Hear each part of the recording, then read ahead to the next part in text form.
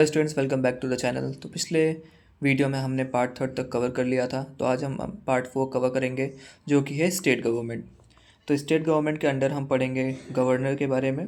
तो गवर्नर के बारे में हम पढ़ेंगे अपॉइंटमेंट ऑफ गवर्नर, गवर्नर का अपॉइंटमेंट कैसे होता है, conditions of governors office, terms of governor office, powers and functions of governor, constitutional position of governor. उसके बाद हम कवर करेंगे गवर्नर के बाद हम मूव करेंगे चीफ मिनिस्टर्स पे। तो चीफ मिनिस्टर पे appointment of chief minister, oath, term and salary of chief minister, powers and functions of chief minister, जो एक चीफ मिनिस्टर एक्सरसाइज करता है during his tenure, relationship with the governor, उसका relationship governor के साथ कैसा होता है ये भी हम पढ़ेंगे। Next is state council of ministers. Council of ministers के बारे में पढ़ेंगे, जो कि स्टेट्स को होते हैं। Constitutional provisions, nature of advice by ministers, appointment of ministers, oath and salary of ministers, responsibility of ministers, composition of the council of ministers and cabinet. Next one is state legislature. तो state legislature में हम पढ़ेंगे organisation of state legislature, composition of two houses, duration of two houses, membership of state legislature, presiding officers of state legislature, sessions of state legislature, legislative procedure in state legislature and position of legislative council, privileges of state legislature.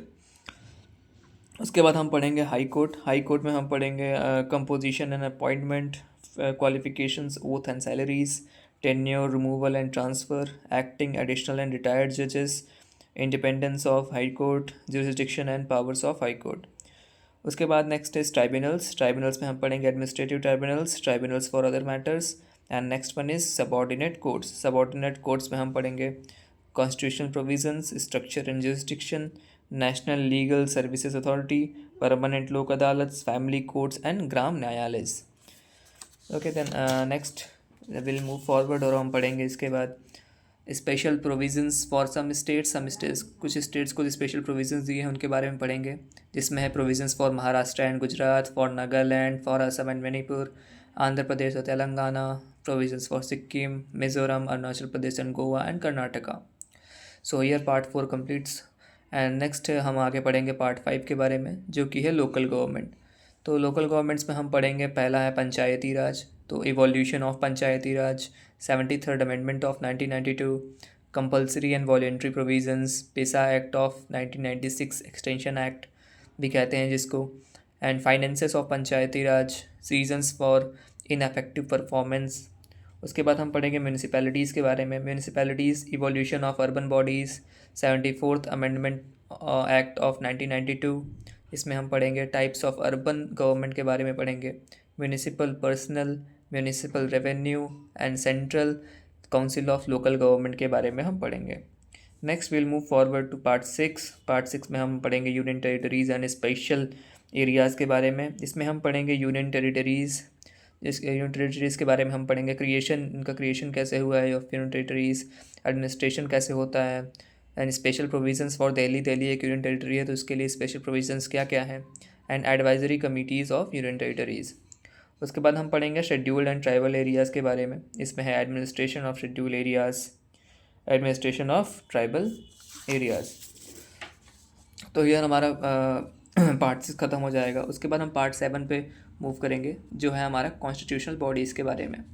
तो constitutional bodies कौन कौन सी हैं, इसमें हम पहले पढ़ेंगे election commission के बारे में। इलेक्शन कमीशन का कंपोजिशन क्या होता है, इसकी क्या क्या इंडिपेंडेंस को दी गई है, पावर और फंक्शन क्या ये इसके पास है, एंड विज़न, मिशन और प्रिंसिपल्स क्या होते हैं। उसके बाद है union public service commission, that is UPSC. उसका composition, removal, independence, functions, limitations and role. उसके बाद नेक्स्ट मूव करेंगे स्टेट पब्लिक सर्विस कमीशन से, स्टेट पीसीएस वगैरह। तो इसमें क्या है, composition, removal, independence, functions, limitations, role, joint state public service commission, इन सब के बारे में हम ब्रीफली पढ़ेंगे आगे। Next one is finance commission. Finance commission के बारे में पढ़ेंगे, that is composition, functions and advisory role के बारे में। देन विल मूव फॉरवर्ड, हम पढ़ेंगे next goods and services tax council के बारे में। इसमें हम पढ़ेंगे establishment of the council, vision and mission of the council, composition of the council, working of the council, functions of the council and other functions of the council. इसके बाद हम पढ़ेंगे national commission for एससीज, schedule caste के लिए national commission जो है उसके बारे में हम पढ़ेंगे। इसमें हम पढ़ेंगे evolution of commission, functions of the commission, report of the commission and powers of the commission. Then will move forward and हम पढ़ेंगे आगे national commission for ST schedule tribes, schedule caste हमने पढ़ा, अब शेड्यूल ट्राइब्स पढ़ेंगे। That is separate commission for schedule tribes, functions of the commission, other functions of the commission, report of the commission and powers of the commission. Then हम पढ़ेंगे national commission for बीसीज मतलब backward classes, इसमें establishment का हुआ, functions क्या है, report and powers क्या commission hold करता है। Then special officer for linguistic minorities के बारे में हम पढ़ेंगे। इसके अंदर हम पढ़ेंगे constitutional provisions, commissioner for linguistic minorities, role of the commissioner, vision and mission, functions and objectives. इसके बाद हम पढ़ेंगे comptroller and auditor general of India के बारे में, इसका अपॉइंटमेंट और टर्म कितने का होता है, इंडिपेंडेंस क्या होती है इसको, ड्यूटीज़ और पावर्स क्या होती हैं, रोल, सीएजी, कॉरपोरेशंस एंड एप्लीबाई क्रिटिसिज्म क्या क्या होता है। नेक्स्ट हम पढ़ेंगे अटॉर्नी जनरल ऑफ इंडिया के बारे में, जो है अपॉइंटमेंट एंड टर्म पढ़ेंगे, ड्यूटीज़ फंक्शंस पढ़ेंगे, rights and limitations, solicitor general of India के बारे में पढ़ेंगे। Next one is advocate general of the state, हम पढ़ेंगे जो है अपॉइंटमेंट और टर्म क्या है इसका, ड्यूटीज़ एंड फंक्शंस के बारे में हम पढ़ेंगे। Next will move forward to the part 8, जिसमें हम पढ़ेंगे नॉन कॉन्स्टिट्यूशनल बॉडीज़ के बारे में। इनमें कुछ हैं जैसे कि नीति आयोग का एस्टेब्लिशमेंट कब हुआ, रैशनल क्या है, composition, specialised wings, objectives, functions, guiding principles, cooperative federalism, criticism, attached offices, erstwhile planning commission, national development council. फिर नेशनल ह्यूमन राइट्स कमीशन के बारे में same establishment, composition, function, working, rule, performance के बारे में पढ़ेंगे। स्टेट ह्यूमन राइट्स कमीशन के भी composition, function, working, human rights code के बारे में और 2019 अमेंडमेंट एक्ट के बारे में हम पढ़ेंगे इसमें। देन सेंट्रल इंफॉर्मेशन कमीशन में हम पढ़ेंगे composition, tenure, service conditions and power and functions. फिर हम पढ़ेंगे स्टेट इंफॉर्मेशन कमीशन, जो कि composition, tenure, service conditions, power and function and RTI amendment act 2019 के बारे में हम पढ़ेंगे। Then we'll move forward and we'll read about central vigilance. We'll move forward to read about central vigilance commission. Central vigilance commission के बारे में हम पढ़ेंगे establishment, composition, organisation, function, jurisdiction, working and vigilance units in the ministry and whistle blowers protection act, and then CBI establishment, motto, mission, organisation, composition, functions, provision, prior permission and CBI versus state police के बारे में हम पढ़ेंगे। CBI academy के बारे में पढ़ेंगे। Next one is Lokpal and Lokayukta. Then Lokpal and Lokayukta global scenario क्या है, position of in India, India में पोजीशन क्या है उनका, लोकपाल क्या होते हैं, लोकपाल एंड लोकायुक्त एक्ट 2013 में जो आया था उसके बारे में हम पढ़ेंगे, एंड लोकायुक्त क्या होते हैं उनके बारे में पढ़ेंगे। Next one is national investigation agency, establishment of NIA, rational, functions, vision, mission, jurisdiction and NIA के बारे में पढ़ेंगे, NIA act 2019।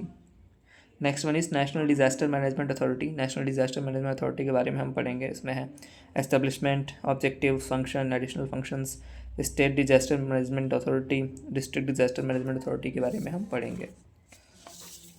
Next will move forward to the part 9, that is other constitutional dimension, जो कि हैं कोऑपरेटिव सोसाइटीज़, जिसमें है constitutional provisions, reasons for 97th amendment, official language, regional language, language of judiciary and text of laws, special directives, committee of parliament on official language, classical language status. Next one is public services, classification of services, constitutional provisions, rights and liabilities of the government, property of the union and the states, suits or against the government, suits against public officials, special provisions relating to certain class, that is rationale of special provisions, specification of classes, components of special provisions.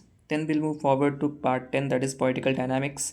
इसमें हम पढ़ेंगे political parties के बारे में, meanings and types, party in system in India, recognition of national state parties.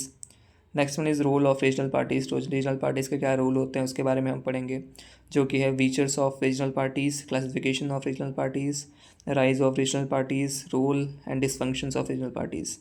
Next one is elections कैसे होते हैं, कहाँ होते हैं, हम पढ़ेंगे।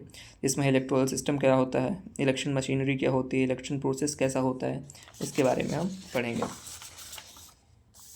Then will move to election laws, election में क्या क्या लॉज होते हैं, जैसे कि रिप्रेजेंटेशन ऑफ पीपल एक्ट 1950 में पढ़ेंगे के बारे में पढ़ेंगे, रिप्रेजेंटेशन ऑफ पीपल एक्ट 1951 के बारे में पढ़ेंगे, delimitation act 2002, others act relating to elections के पढ़ेंगे, rules relating to election, orders relating to elections, ये सब पढ़ेंगे। Next one is electoral reforms, committees related to electoral reforms, electoral reforms before 1996, electoral reforms of 1996, electoral reforms after 1996, तीनों पढ़ेंगे, before, of and after. Then electoral reforms in 2010.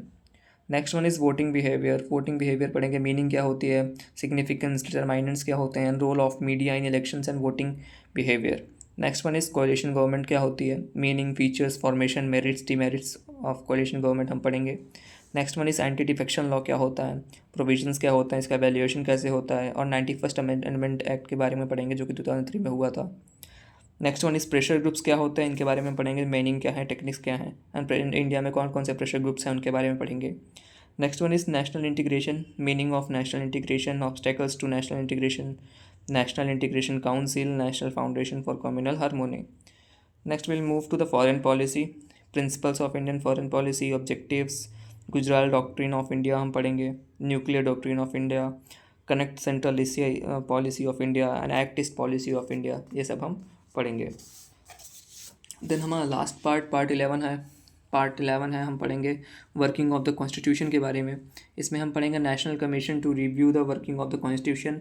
इसके first है terms of reference in the commission, 50 years of working of the constitution, areas of concern commissions, perception, recommendations of the commission, earlier efforts to review the constitution. तो ये पूरा syllabus और part जो कि हम basically धीरे धीरे कवर करने वाले हैं, ये सारी चीज़ें हैं जो हम आगे पढ़ेंगे और कवर करेंगे.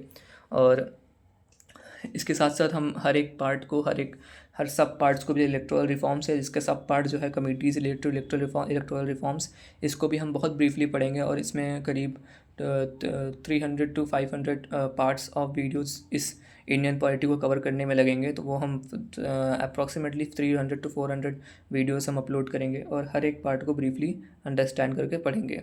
एंड अभी के लिए वीडियो ख़त्म कर रहा हूँ, and we'll meet in the next video explaining the Constitution of India. Thank you.